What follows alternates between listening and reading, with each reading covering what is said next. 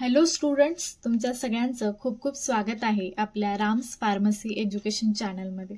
ठीक आहे, आज आपण घेऊन आलो आहोत बायोकेमिस्ट्रीच्या लिपिड मेटाबॉलिझम चॅप्टरचा सेकंड पार्ट, जेथे आपण बघणार आहोत केटोजेनेसिस, केटो ॲसिडोसिस, कीटोन बॉडीज म्हणजे काय, केटोनुरिया म्हणजे काय, कोलेस्टेरॉल काय असतो, त्याचं एलिमिनेशन कसं होतं, हे सगळ्या गोष्टी आपण या पार्टमध्ये कव्हर करणार आहोत. ठीक आहे, तर पार्ट 1 मध्ये आपण ऑलरेडी फॅटी ॲसिड्स, लिपिड्स काय असतात, त्यांचं बीटा ऑक्सिडेशन कसं होतं, त्याचं बायोसिंथेसिस कसं होतं, या सगळ्या गोष्टी ज्या आहेत त्या आपण ऑलरेडी पार्ट 1 मध्ये कव्हर केलेल्या आहेत. ठीक आहे, तर पार्ट 2 मध्ये आपण या सगळ्या केटोजेनेसिस, keto acidosis and ketone bodies बद्दल आपण या सगळ्या पार्ट 2 मध्ये कव्हर करणार आहोत. ठीक आहे, तर तुम्हाला हे लेक्चर आवडलं तर नक्की लाईक करा, चॅनलला सबस्क्राईब करा आणि बेल आयकॉनलाही प्रेस करा.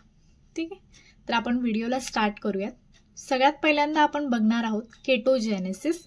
What is केटोजेनेसिस? आता केटोजेनेसिसला नावाला जर आपण ब्रेक केलं तर keto means ketone bodies and genesis means त्यांचं फॉर्मेशन. तर इथे आपल्याला केटॉन बॉडीजच्या फॉर्मेशनबद्दल स्टडी करायचं.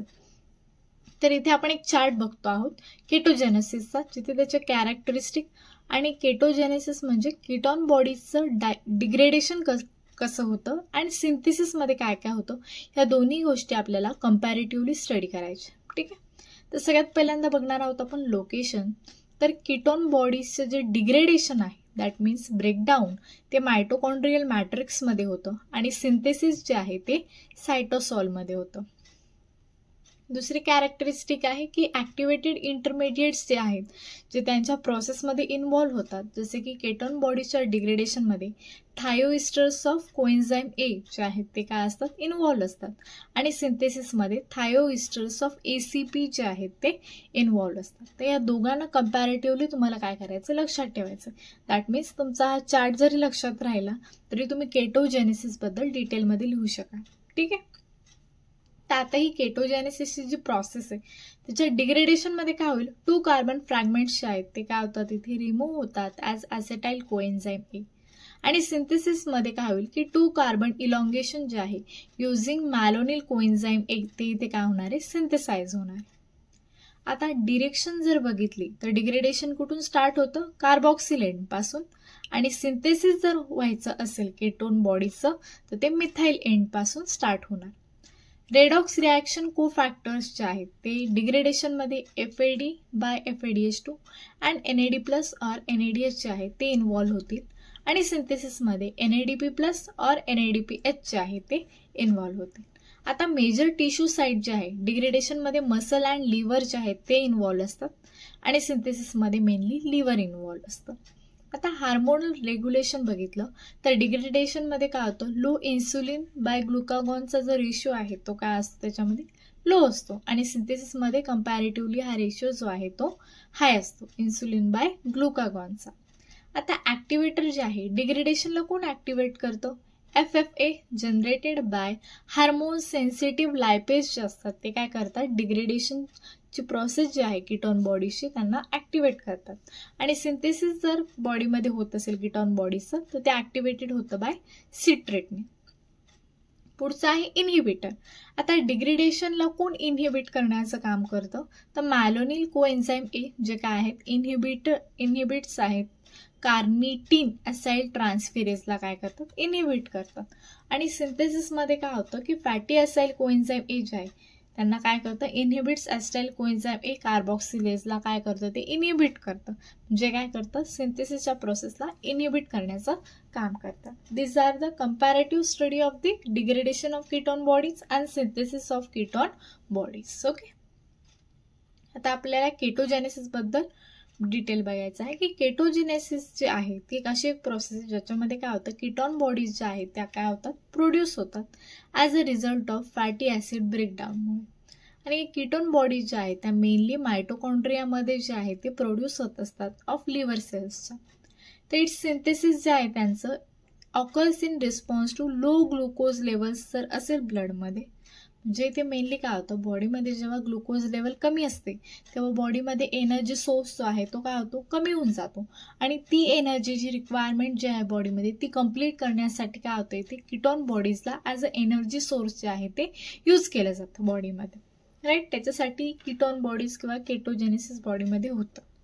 And after exhaustion of cellular carbohydrate stores such as glycogen, म्हणजे आपल्या बॉडीमध्ये जे काही मेन एनर्जी सोर्सेस आहेत, दॅट इज ग्लुकोज झालं, ग्लायकोजन झालं, ते काय असतात, त्यांचं एक्झॉशन किंवा कमी होतं. तेव्हा काय होतं, केटॉन बॉडीचं प्रोडक्शन बॉडीमध्ये इनिशिएटेड होतं to make available energy that is stored as fatty acids. मग ती एनर्जी जी आहे कीटॉन बॉडीजच्या ब्रेकडाऊनने ती एनर्जी जी आहे ती यूज केली जाते बॉडीच्या रिक्वायरमेंट्स कंप्लीट करण्यासाठी. तर besides its role in the synthesis of ketone bodies, HMG coenzyme A जे आहे ते काय तिथे is also an intermediate in the synthesis of cholesterol. हे कोलेस्टेरॉलच्या सिंथेसिसमध्ये पण यूज केलं जातं. आता 3 मेन कीटोन बॉडीज आहे त्या बॉडीमध्ये ॲक्ट होत असतात. First that is acetoacetate which if not oxidized to form usable energy is the source of the 2 other ketone bodies below. आता ॲसेटो ॲसेटेट जो आहे this is a type of ketone bodies, पण ते स्वतः ऑक्सिडाइज होत नाही टू फॉर्म दी एनर्जी. हे काय करतं, दुसऱ्या 2 केटोन बॉडीज आहेत that is acetone and beta hydroxybutyrate, त्याला काय करतं, सिंथेसाइज करण्याचं काम करतं किंवा त्याच्या प्रिकर्सर म्हणून जे आहे त्यांच्या फॉर्मेशनमध्ये वर्क करतं. तर दुसरा आहे आपला acetone which is not use as an energy source but is instead exhale or excreted as waste. त्याला वेस्ट म्हणून बॉडीमधून काय केलं जातं, एक्झेल केलं जातं किंवा एक्सक्रीट केलं जातं. आणि तिसरा जो आहे that is beta hydroxybutyrate which is not in the technical sense a ketone according to IUPAC nomenclature. आता आयुपॅक नॉमेनक्लेचरनुसार त्याला ॲज अ कीटोन बॉडी म्हणून म्हणजे ओळखलं नाही जात, बीटा हायड्रॉक्सी ब्युटारेट. हे काय झालं मग त्याचं common name. These are the 3 ketone bodies. आता या केटोजेनेसिसचं रेग्युलेशन कसं केलं जातं ते मेनली लक्षात ठेवायचं आहे. तर ketogenesis may or may not occur depending on levels of available carbohydrates in the cell or body. ते बॉडीमध्ये जे काही कार्बोहायड्रेट्स प्रेझेंट आहे त्याच्यावर डिपेंड नसतं. This is closely related to the paths of acetyl coenzyme A वर mainly काय असतं, हे डिपेंड असतं ऑफ केटोजेनेसिस. आता Wien the body has ample carbohydrates available as energy, जे आपल्या बॉडीमध्ये सफिशियंट अमाऊंटमध्ये कार्बोहायड्रेट्स प्रेझेंट आहे की जे एनर्जी प्रोड्यूस करू शकतात to complete the body's requirements. पण इथे काय ग्लुकोज जे आहे ते काय होते, ते कम्प्लिटली ऑक्सिडाइज होतं टू कार्बन डायऑक्साईडमध्ये. आणि ॲसेटाइल कोएन्झाईम ए जो आहे तो is formed as an intermediate in this process. याच्यामध्ये फॉर्म होतो first entering the citric acid cycle followed by complete conversion of its chemical energy to ATP in oxidative phosphorylation. जी आणि हा जो acetyl कोएन्झाईम A जो फॉर्म होतो तो पुन्हा कशामध्ये इन्व्हॉल्व्ह होतो, सिट्रिक ॲसिड सायकलमध्ये, ज्याच्यामध्ये काय होतं ATP फॉर्म होतात as like the oxidative phosphorylation. तर when the body has access carbohydrates available. आता इथे 2 कंडिशन की बॉडीमध्ये एक्सेस अमाऊंटमध्ये कार्बोहायड्रेट प्रेझेंट असतील तर तिथे काय होईल, some glucose is full metabolize, बॉडीमधला ग्लुकोज काय होईल पूर्णतः मेटाबोलाइज होईल, यूज होईल, बरोबर. And some of it is stored by using acetyl coenzyme A. Energy source म्हणून तो ग्लुकोज काय बॉडीमध्ये यूज होईल आणि जो उरलेला आहे तो बॉडीमध्ये काय होईल, स्टोर्ड होईल टू क्रिएट फॅटी ॲसिड्स. आणि दुसरी कंडिशन काय की बॉडीमध्ये सफिशियंट अमाऊंटमध्ये कार्बोहायड्रेट्स नाही आहेत, तर तेव्हा काय होईल, बॉडीमधले जे फॅट आहेत ते ब्रोकन डाऊन होतील, ब्रेक होतील आणि त्याच्यामधून जे ॲसेटाइल कोएन्झाईम ए रिलीज होईल त्याच्यातून काय मिळणार आहे आपल्याला, get energy or complete the body's requirements, right. तर these are the regulation of ketogenesis. म्हणजे बॉडीमध्ये दोन्ही कंडिशन्स आपल्याला दाखवल्या आहेत की जास्त अमाऊंटमध्ये कार्बोहायड्रेट असतील तर काय होणार आहे आणि कमी अमाऊंटमध्ये असेल तरी बॉडीमध्ये एनर्जी कशी मिळणार, ठीक आहे. That is the regulation of ketogenesis. आता आपल्याला बघायचं आहे pathology of ketogenesis. What is the pathology. तर कीटोन बॉडीज जे आहे ते मॉडरेट लेवल्समध्ये बॉडीमध्ये काय होतात, क्रिएट होत असतात प्रत्येकाच्या बॉडीमध्ये, सच ॲज ड्युरिंग स्लीपमध्ये असू शकतं किंवा other times when no carbohydrates are available. आता इथे काय होतं की however when ketogenesis is happening at higher than normal, जेव्हा नॉर्मल लेवलपेक्षा पण जास्त कीटोन बॉडीज ज्या आहेत त्या बॉडीमध्ये फॉर्म होत असतील तर त्या कंडिशनला काय म्हणतात, केटॉसिस. म्हणजे बॉडीमध्ये केटॉसिसची कंडिशन जी आहे ती काय होते, राईज होते. तर बोथ ॲसेटो ॲसिटेट पण अँड बीटा हायड्रॉक्सीब्युटारेट जे आहे ते दोन्ही पण काय आहेत, ॲसिडिक.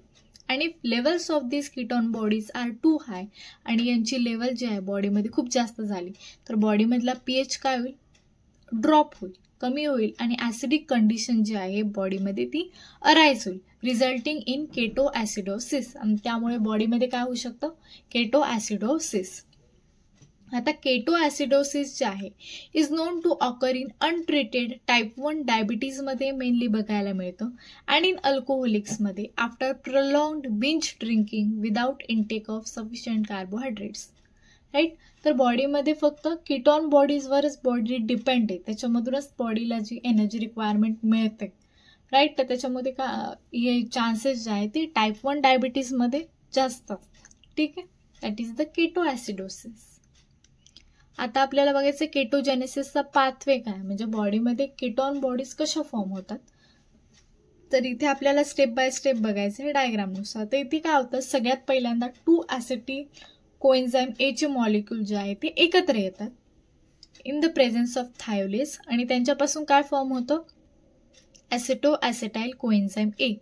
मग पुन्हा काय होईल, HMG कोएन्झाईम ए सिंथेसच्या प्रेझेंटमध्ये ॲसेटो ॲसेटाईल कोएन्झाईम ए जो आहे तो कन्वर्ट होणार beta hydroxy beta methyl glutaryl coenzyme A, that is HMG coenzyme A मध्ये कन्वर्ट होणार.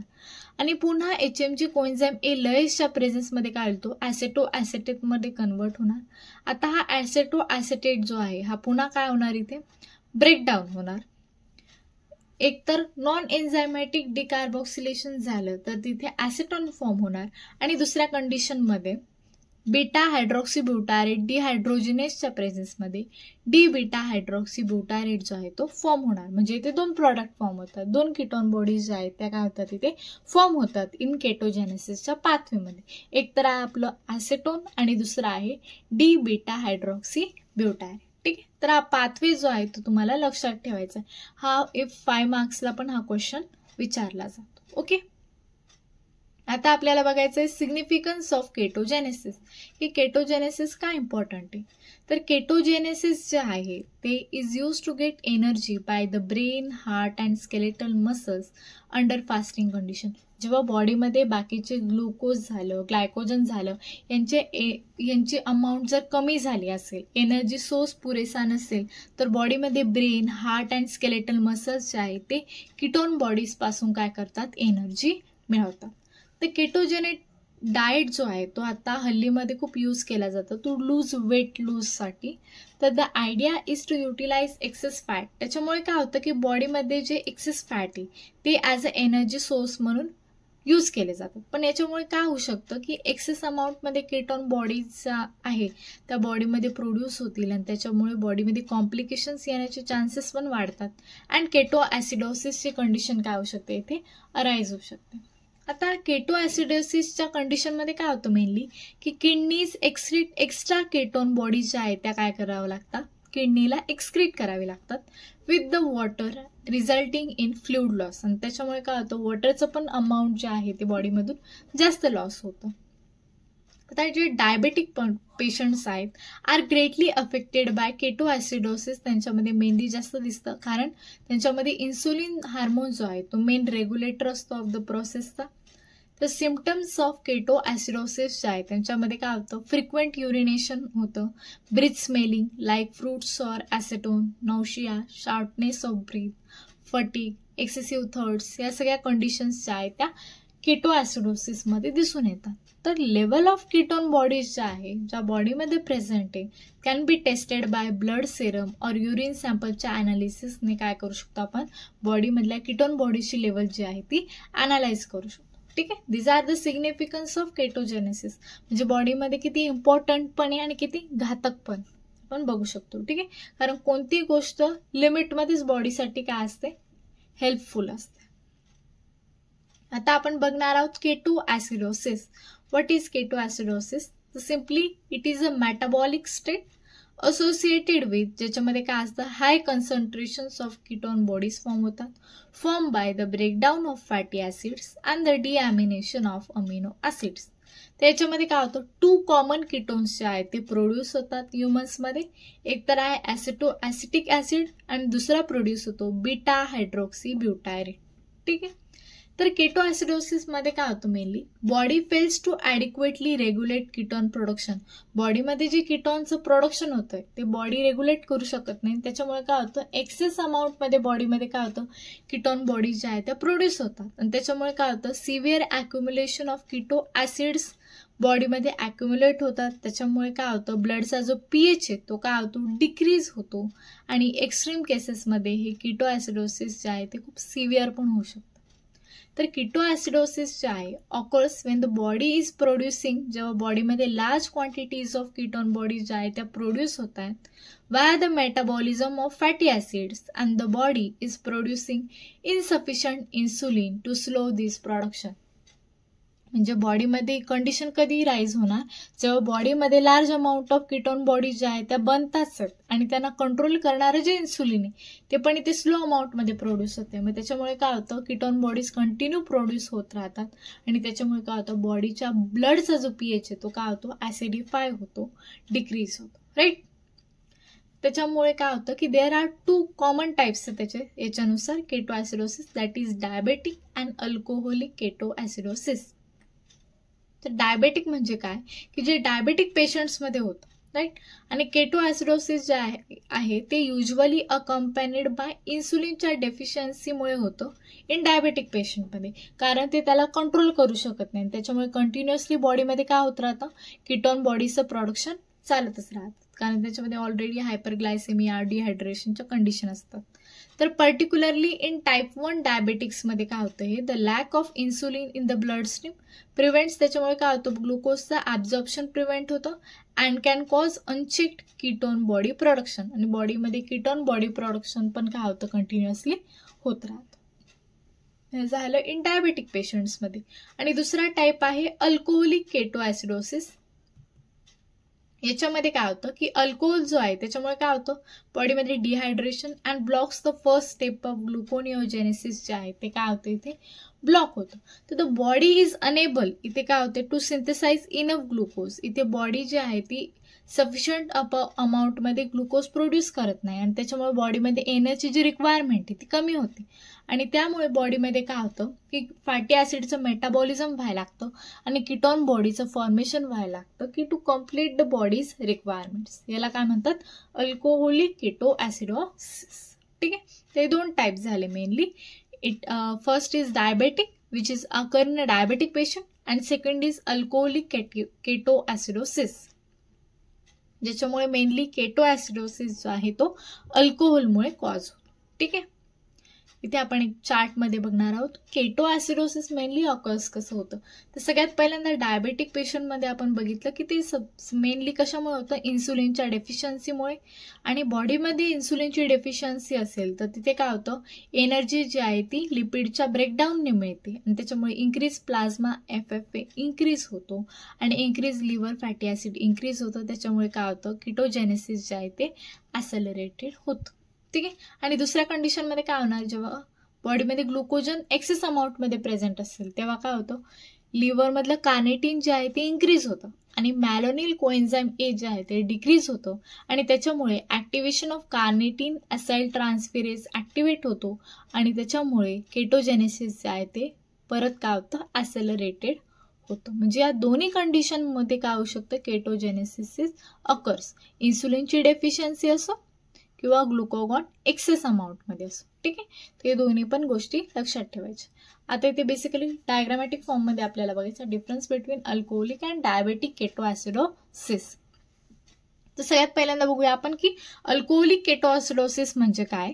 आपण प्रिव्हियस स्लाइडमध्येच बघितलं की अल्कोहोलमुळे काय होतं, मेनली डिहायड्रेशन आणि फर्स्ट स्टेप जे आहे ग्लुकोनिओजेनेसिसची ब्लॉक होते आणि त्याच्यामुळे काय होतं, ऑक्सॅलो ॲसिटेट काय होतो, कमी होतो आणि बॉडीमध्ये जे आहे ती एनर्जीच्या रिक्वायरमेंट्स आहेत त्या कम्प्लीट होत नाही. मग त्याच्यामुळे बॉडीच्या रिक्वायरमेंट्स कम्प्लीट होण्यासाठी बॉडीमध्ये फॅटी ॲसिडचं मेटाबॉलिझम होतं आणि कीटोन बॉडीचं फॉर्मेशन जे आहे ते मोठ्या प्रमाणात होतं. ठीक आहे, दॅट इज द अल्कोहोलिक केटोॲसिडोसिस. आणि डायबेटिक पेशंटमध्ये काय होणार की डायबेटिक पेशंटमध्ये ऑलरेडी इन्सुलिनची डेफिशियन्सी, राईट, आणि ग्लुकोजचं ॲब्झॉर्प्शन पण होत नाही, त्याच्यामुळे बॉडीच्या रिक्वायरमेंट कम्प्लीट करण्यासाठी इथे काय होतं, अनचेक्ड फॉर्ममध्ये केटॉन बॉडीचं प्रोडक्शन जे आहे ते कंटिन्युअसली होत राहतं. That is the diabetic ketoacidosis. ठीक आहे, this are the 2 common types of ketoacidosis. आता आपल्याला बघायचं आहे केटोन बॉडीज बद्दल. आता what is this ketone bodies? त्या केटोन बॉडीज आहे हे 3 वॉटर सोल्युबल कंपाऊंड्स आहेत, mainly produce as by products असतात ते व्हेन फॅटी ॲसिड जेव्हा ब्रोकन होतात फॉर एनर्जीसाठी इन द लिव्हर अँड किडनीमध्ये, त्यापासून जे प्रोडक्ट्स फॉर्म होतात 3 water soluble compounds, this are the ketone bodies. आणि they are use as source of energy म्हणून यूज होतात इन द हार्ट अँड ब्रेनमध्ये. ब्रेनमध्ये जेव्हा vital source of energy during fasting condition जेव्हा असते, म्हणजे बॉडीमध्ये जेव्हा ग्लुकोजची अमाऊंट जे आहे ते कमी होतं आणि बॉडीला एनर्जीची रिक्वायरमेंट असते, तेव्हा मेनली कीटोन बॉडीज जे आहेत ते ॲज अ एनर्जी सोर्स म्हणून यूज केले जातात.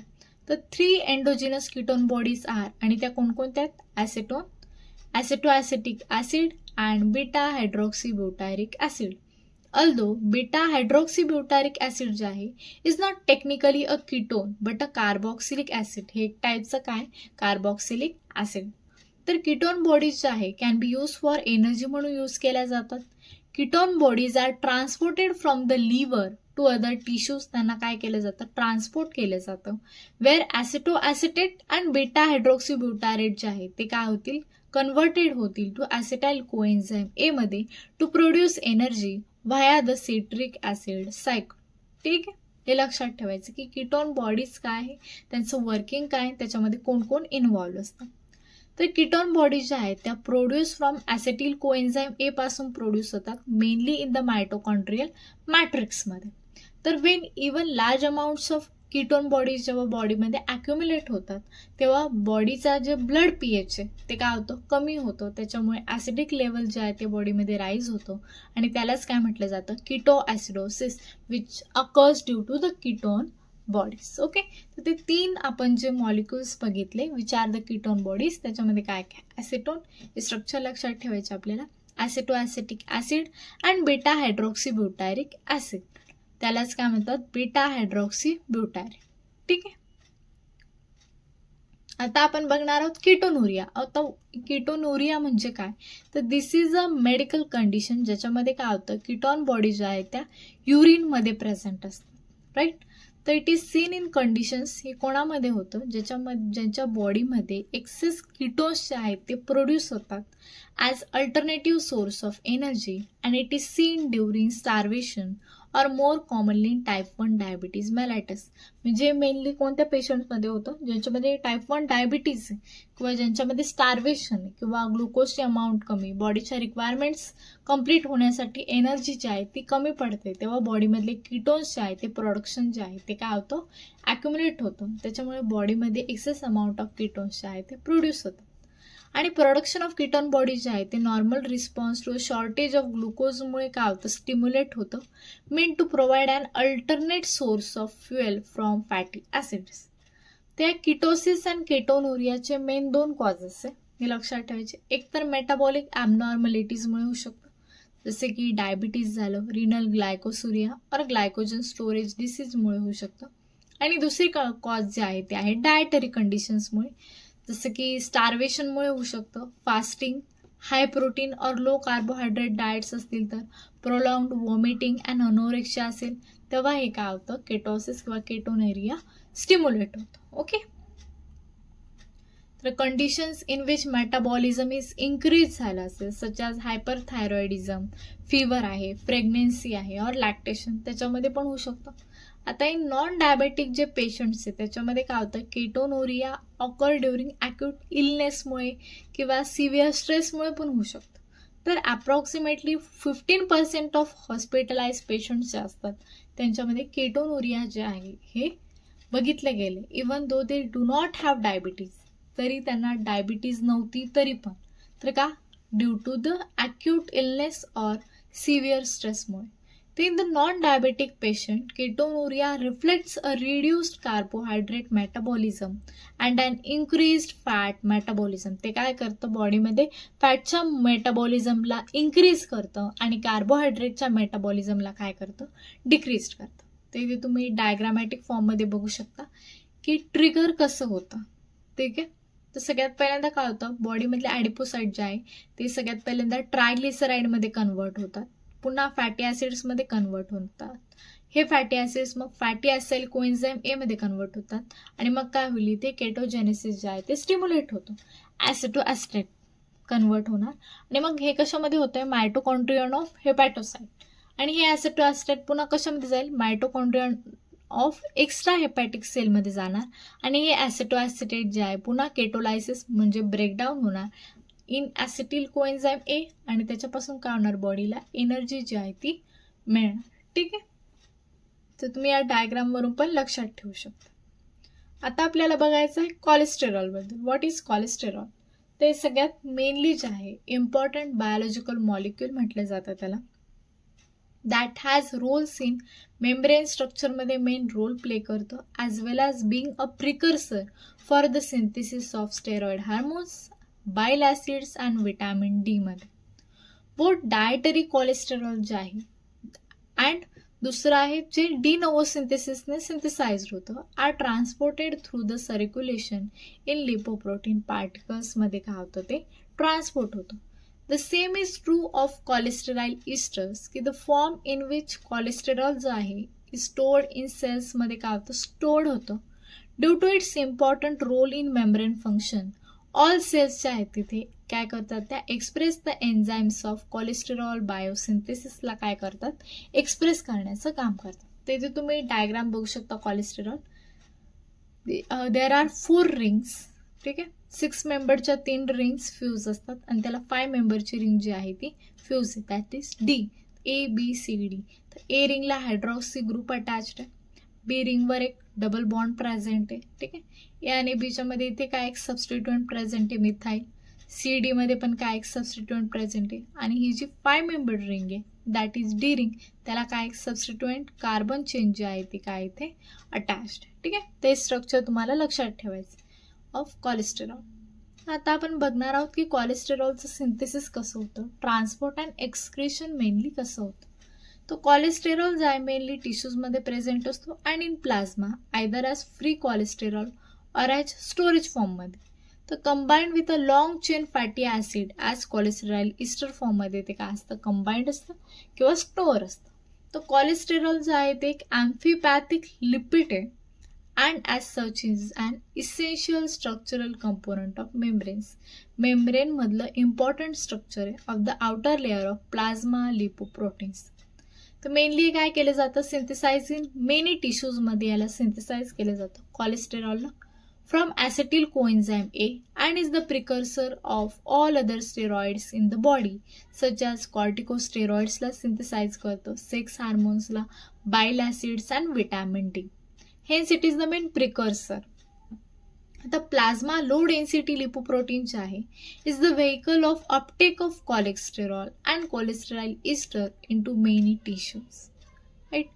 The free cholesterol जे आहे ते काय होतं, ते रिमूव्ह होतं फ्रॉम टिश्यूज पासून by plasma high density lipoprotein and transported to the liver. हे काय होतं, लिव्हरमध्ये पुन्हा ट्रान्सपोर्ट होणार, where it is eliminated from the body either unchanged or after conversion to bile acids in the process known as reverse cholesterol transport. म्हणजे बॉडीमध्ये जेव्हा ते eliminate केलं जातं तेव्हा ते अनचेंज फॉर्ममध्ये असू शकतं किंवा मग तेच पुन्हा कशामध्ये कन्वर्ट होणार, बाइल ॲसिड्समध्ये. त्यालाच काय म्हटलं जातं, रिव्हर्स कोलेस्टेरॉल ट्रान्सपोर्ट. आता कोलेस्टेरॉल जे आहे ते काय major constituent of gallstones. However, its chief role जो आहे त्याचा इन पॅथोलॉजिक प्रोसेसमध्ये is as a factor in the genesis of atherosclerosis of vital arteries causing, ज्याच्यामुळे काय होतं, cerebrovascular, coronary and peripheral vascular disease पण जे आहे ते काय होतं, कॉज होऊ शकतं. ठीक आहे. लक्षात ठेवायचं कोलेस्टेरॉलमुळे. तर आता कोलेस्टेरॉलचं बायोसिंथेसिस कसं होतं ते बघायचं आपल्याला, की सिंथेसाइज कसं होणार. तर कोलेस्टेरॉलचं जे सिंथेसिस आहे ते मेनली सायटोप्लाझम मध्ये होतं and microsomes from the 2 carbon acetate group पासून होतं ऑफ ऍसिटिल कोएन्झाइम ए. तर बायोसिंथेसिस जे आहे ऑफ कोलेस्टेरॉलचं ते मेनली लिव्हरमध्ये होतं इन 10% आणि इंटेस्टाईनमध्ये होणार 15% of the amount produced each day, जे बॉडीमध्ये इच डे प्रोड्यूस होतं. त्याच्यामध्ये काही स्टेप्स आहे मेनली, या 5 मेजर स्टेप्स जे आहेत ते इन्व्हॉल्व आहेत. ठीक आहे, ते आपण डायग्रामॅटिक फॉर्ममध्ये बघून घेऊयात. तर सगळ्यात पहिल्यांदा काय होतं, ऍसिटिल कोएन्झाइम एचे 2 मॉलिक्युल्स जे आहेत ते फ्यूज होतात टू फॉर्म द ऍसिटो ऍसिटाइल कोएन्झाइम ए. आणि हा ऍसिटो ऍसिटाइल कोएन्झाइम ए जो आहे तो पुन्हा कन्वर्ट होणार beta hydroxy beta methyl लुटारिल कोएन्झाइम A मध्ये, दॅट इज HMG कोएन्झाइम ए. आणि हा HMG कोएन्झाइम ए पुन्हा कन्वर्ट होणार मेव्हॅलोनेटमध्ये. ठीक आहे, हे स्ट्रक्चर तुम्हाला लक्षात ठेवायचे की इथे मेनली कोणकोणते आपण म्हणू शकतो की कुठे कुठे चेंज होते ते आपल्याला इथे लक्षात ठेवायचं ॲट इच स्टेप. ओके, आणि हा मेव्हॅलोनेट जो आहे तो पुन्हा कशामध्ये कन्वर्ट होणार 5-फॉस्फोमेव्हॅलोनेटमध्ये. आणि हा 5-फॉस्फोमेव्हॅलोनेट जो आहे तो कन्वर्ट होणार पुन्हा पायरोफॉस्फोमेव्हॅलोनेटमध्ये. ठीक आहे, आणि हा कंपाऊंड पुन्हा कन्वर्ट कशामध्ये होणार IPP मध्ये, दॅट इज आयसोपेंटिनिल पायरोफॉस्फेट. आता हा IPP जो आहे आयसोपेंटिनाइल पायरोफॉस्फेट तो स्क्वॅलिन मध्ये कन्वर्ट होणार. मग स्क्वॅलिन जो आहे सेव्हरल स्टेप्स नंतर लॅनोस्टेरॉलला फॉर्म करणार आणि लॅनोस्टेरॉल पुन्हा सेव्हरल स्टेप्स फॉर्म करून कोलेस्टेरॉलला फॉर्म करणार. ठीक आहे, तर स्ट्रक्चर लक्षात ठेवा. That is the synthesis of cholesterol, की कसं होतं 2 मॉलिक्युल्स ऑफ ऍसिटिल कोएन्झाइम ए पासून. ठीक आहे, ते इथे समरी दिली त्याचे मेनली कसं फॉर्म होतं की ऍसिटिल कोएन्झाइम ए पासून काय फॉर्म होतं ऍसिटो ऍसिटिल कोएन्झाइम ए, त्यांच्यापासून फॉर्म होणार HMG कोएन्झाइम ए आणि याच्यापासून फॉर्म होतं मेव्हॅलोनेट आणि मेव्हॅलोनेट कन्वर्ट होतं 5-फॉस्फेटमध्ये आणि मेव्हॅलोनेट 5-पायरोफॉस्फेटमध्ये. मग त्याच्यापासून काय फॉर्म होतं IPP आणि मग फर्दर स्टेप्स नंतर काय फॉर्म होतं डायमिथाइल ॲलाइल PP आणि त्याच्यानंतर काय फॉर्म होणार आपलं कोलेस्टेरॉल. ठीक आहे, that is the biosynthesis of cholesterol. या स्टेप्स ज्या आहेत त्या आपल्याला लक्षात ठेवायच्या. ठीक आहे, की पर्टिक्युलर कोणत्या स्टेपमध्ये किंवा कोणत्या कार्बनवर पर्टिक्युलर चेंज होतो. ठीक आहे, आता आपल्याला बघायचे एलिमिनेशन ऑफ स्टेरॉइड्स, की बॉडीमधून स्टेरॉइड्स कसे एलिमिनेट होणार. तर स्टेरॉइड्स जे आहेत ते मेनली ऑक्सिडाइज होतात बाय सायटोक्रोम P450 ऑक्सिडेज एन्झाईम्सने सच ॲज CYP3A4. आणि दिस रिॲक्शन्स जे आहेत ते काय करतात introduce oxygen into the steroid रिंगमध्ये काय करतात ते ऑक्सिजनला इंट्रोड्यूस करतात and allow the structure to broken up by other एन्झाईम्सने काय करतात ते त्या स्ट्रक्चरला ब्रोक करतात, ते ज्यातून काय फॉर्म होईल बाईल ॲसिड्स ॲज फायनल प्रॉडक्ट्स. आणि हे बाईल ॲसिड्स जे आहेत ते काय होतात पुन्हा एलिमिनेट होतात from the secretion of the liver in the बाईलमध्ये. आणि एंड प्रोडक्ट्स जे आहे कोलेस्टेरॉलची युटिलायझेशनचे ते काय फॉर्म होतात मग बाईल ॲसिड्स, जे काय करतं सिंथेसाइज इन द लिव्हर. आता सिंथेसिस ऑफ बाईल ॲसिड्स जे आहेत ते काय प्रिडॉमिनंट मेकॅनिझम आहे for the excretion of excess cholesterol जे बॉडीमध्ये फॉर्म झाले त्याला एक्सक्रीट करण्याचा काय फॉर्म आहे, दॅट इज द बाईल ॲसिड्स. राईट, तर हाऊएव्हर द एक्सक्रिशन ऑफ कोलेस्टेरॉल जे होते इन द फॉर्म ऑफ बाईल ॲसिड्समध्ये ते काय इनसफिशियंट आहे to compensate for an excess dietary intake of कोलेस्टेरॉलसाठी. ठीक आहे, तर त्या एक्सेस अमाऊंट ऑफ कोलेस्टेरॉलला रिमूव्ह करण्यासाठी एक्सक्रीट करण्यासाठी ते कशामध्ये कन्वर्ट होतं बाईल ॲसिड्स जे आहे ते बॉडीमध्ये सिंथेसाइज होतं.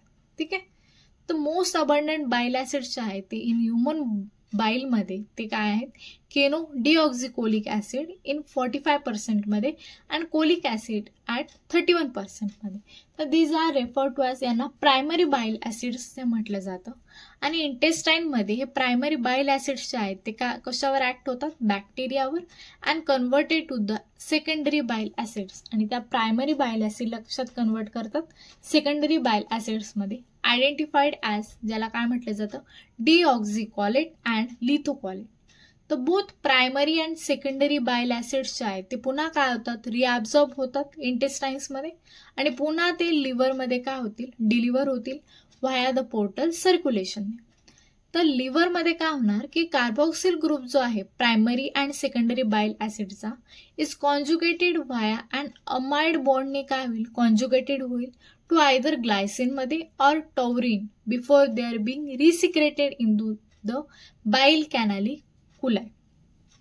तर ह्या कॉन्जुगेशनच्या ज्या रिॲक्शन्स आहेत त्या काय करतात ग्लायको कॉन्जुगेट्सला फॉर्म करतात अँड टॉरो कॉन्जुगेट्सला काय करतात फॉर्म करतात. ते बाईल कॅनालिकुलाई जे आहे ते काय होतं बाईल डक्ट्युलसला जॉईन होणार विथ देन फॉर्म द बाईल डक्ट्स. म्हणजे ज्याच्यामुळे काय होतं बाईल डक्ट्स ज्या आहेत बॉडीमध्ये त्या फॉर्म होतात आणि बाईल ऍसिड्स जे आहेत ते कशात थ्रू कॅरीड होतात liver through this ducts to the gall ब्लॅडरमध्ये आणि where they are stored for future use. मग ते पुन्हा फ्युचर यूजसाठी हे बाईल ऍसिड्स जे आहेत ते काय केले जातात स्टोअर्ड केले जातात. तर अल्टिमेट फेट जे आहे या बाईल ऍसिडचं ते काय is secretion into the इंटेस्टिनमध्ये where they aid in the emulsification of dietary lipids जिथे ते काय करू शकतील यूज करू शकतील.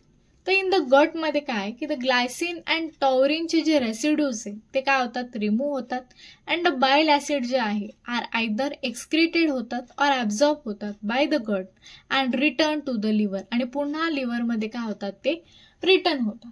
तर this process of secretion from the liver to the gall bladder म्हणजे इथं जे बाईल ऍसिड सिक्रेट होते लिव्हरमध्ये टू गॉल ब्लॅडर पर्यंत ठीक आहे to the intestine and finally reabsorb होईपर्यंत या पूर्ण कम्प्लीट सायकलला काय म्हटलं जातं एंटेरोहेपॅटिक सर्क्युलेशन. हे लक्षात ठेवायचं. Secretion of bile acid from the liver to the gall bladder त्याच्यानंतर इंटेस्टाईन अँड फायनली रिअब्झॉर्प्शन पर्यंत ठीक आहे. That is called as enterohepatic circulation. It is the elimination of steroids. हे आपण बघितलं की स्टेरॉइडचं एलिमिनेशन कसं होतं if they produce in excess amount. Okay तर इथपर्यंत आपण बघितलं कोलेस्टेरॉल बद्दल ठीक आहे. तर आपण सेकंड पार्टमध्ये काय काय कव्हर केलं केटोजेनेसिस म्हणजे काय केटोजेनेसिस कसं होतं त्याचा पाथवे काय आहे त्याची पॅथोलॉजी बघितली त्याचं सिग्निफिकन्स बघितलं त्याची इम्पॉर्टन्स काय आहे आणि आपण कोलेस्टेरॉल बद्दल जे आहे ते डिटेलमध्ये बघितलं राईट. तर आता पुढच्या पार्टमध्ये आपण जे डिसऑर्डर्स राहिलेले आहेत आपले लिपिड मेटाबॉलिझमचे अँड कन्व्हर्जन्स ते आपण कव्हर करणार आहोत ठीक आहे. तर आय होप की तुम्हाला आजचं लेक्चर आवडलं असेल. तुम्हाला हा व्हिडिओ आवडला तर नक्की लाईक करा चॅनलला सबस्क्राईब करा आणि बेल आयकॉनलाही प्रेस करा ठीक आहे. आणि आपल्या चॅनलसोबत जोडून राहा जेणेकरून तुम्हाला आपल्या सगळ्या व्हिडिओज ज्या आहेत त्या लवकरात लवकर कळतील आणि तुम्हाला या लेक्चर्सचा जो आहे तो एक्झामसाठी खूप फायदा पण ठीक आहे. Thank you so much guys. Bye bye.